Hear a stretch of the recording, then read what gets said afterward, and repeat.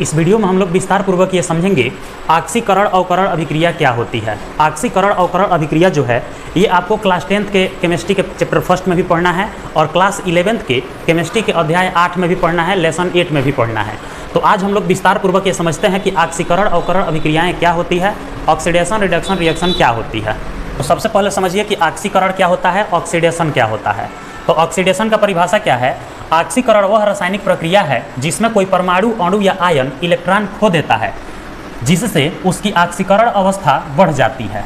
मतलब कि जब भी कोई इलेक्ट्रॉन, किसी भी तत्व के इलेक्ट्रॉन अपने परमाणु, अणु या आयन को खोता है और खोने के बाद से उसकी जो आक्सीकरण अवस्था है वह बढ़ जाती है, तो इसी को हम लोग क्या कहते हैं? आक्सीकरण कहते हैं, और इंग्लिश में क्या कहते हैं? ऑक्सीडेशन कहते हैं। ये हो गया अभी का जो वर्तमान में परिभाषा चल रहा है, ये उसके अनुसार हो गया। और पहले जो प्राचीन काल में परिभाषाएं कैसे चलती थी आक्सीकरण के? आक्सीकरण वह रासायनिक अभिक्रिया है जिसमें किसी पदार्थ में ऑक्सीजन का जुड़ना या हाइड्रोजन का बाहर निकलना आक्सीकरण कहलाता है। पहले ज़माने में परिभाषा कुछ इस प्रकार से दिया जाता था कि जब भी किसी तत्व या यौगिक के साथ ऑक्सीजन जुड़ता हो या हाइड्रोजन निकलता हो, दो कंडीशन था, या तो ऑक्सीजन जुड़ेगा और नहीं तो हाइड्रोजन निकलेगा, तो उसको हम लोग क्या बोलते थे? आक्सीकरण अभिक्रिया बोलते हैं। लेकिन वर्तमान में क्या परिभाषा चल रहा है? आक्सीकरण वह रासायनिक प्रक्रिया है जिसमें कोई परमाणु, अणु या आयन इलेक्ट्रॉन खो देता है। इलेक्ट्रॉन क्या करता है? खो देता है, जिससे उसकी आक्सीकरण अवस्था बढ़ जाती है। जब कोई परमाणु, अणु या आयन जो भी है वह इलेक्ट्रॉन को खोएगा तो उसकी आक्सीकरण अवस्था बढ़ जाएगी। तो इसी प्रक्रिया को हम लोग क्या कहते हैं? आक्सीकरण कहते हैं। बस एग्जाम्पल समझ लेते हैं कि उदाहरण क्या होगा इसका। तो सोडियम का सोडियम आयन में बदलना, सोडियम का सोडियम आयन में बदलना। तो जैसे यहाँ देख रहे हैं सोडियम और यहाँ देख रहे हैं सोडियम आयन, तो ये क्या कर रहा है? सोडियम से सोडियम आयन में कब बदलेगा? जब एक इलेक्ट्रॉन को खोएगा। तो एक इलेक्ट्रॉन क्या कर रहा है? ये खो रहा है, मतलब एक इलेक्ट्रॉन की कमी हो रही है, जिससे क्या हो रहा है? सोडियम से सोडियम आयन बन रहे हैं। ये वर्तमान के हिसाब से एग्जाम्पल हो गया।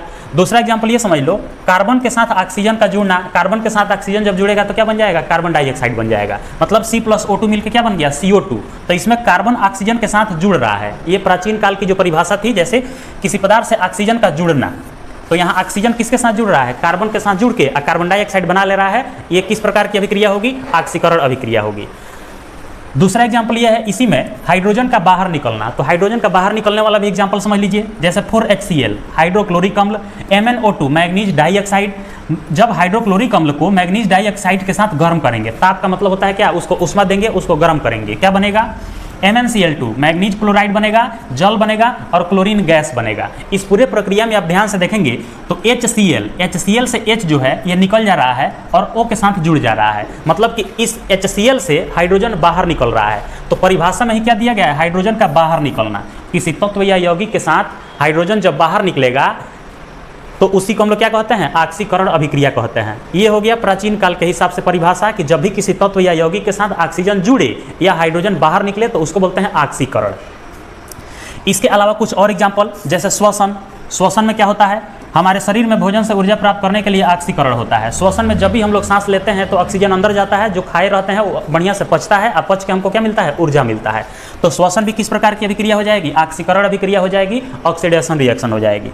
दहन, कंबस्टन, ईंधन का जलना एक तीव्र आक्सीकरण अभिक्रिया है जिससे ऊष्मा और प्रकाश उत्पन्न होते हैं। दहन की प्रक्रिया में क्या होता है कि जब भी कोई पदार्थ ऑक्सीजन की उपस्थिति में जलता है तो ऊष्मा और प्रकाश देता है। इस प्रक्रिया को दहन कहते हैं, कंबस्टन कहते हैं। तो दहन भी किसका उदाहरण हो जाएगा?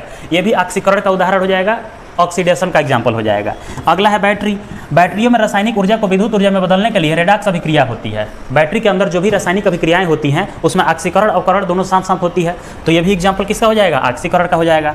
भोजन का खराब होना, मतलब भोजन का दुर्गंधित हो जाना, भोजन का अप्रिय हो जाना, भोजन का खराब हो जाना, गाँव के भाषा में अरुआ जाना। फलों का कटना तथा भूरा पड़ जाना भी एक प्रकार का आक्सीकरण है। जैसे सेव को काट के कुछ देर तक छोड़ देंगे तो लाल हो जाएगा, या आलू को काट के कुछ देर छोड़ देंगे तो भी क्या हो जाएगा? रेड कलर का, लाल कलर का या भूरा कलर का हो जाएगा। तो ये किसके कारण होता है? ये सब के सब आक्सीकरण के कारण होता है, ऑक्सीडेशन के कारण होता है। तो आक्सीकरण समझ गए? किसी को कोई दिक्कत? आक्सीकरण से जुड़ी एक और बात समझ लीजिए कि आक्सीकरण को हम लोग एक और नाम से जानते हैं, उपचयन।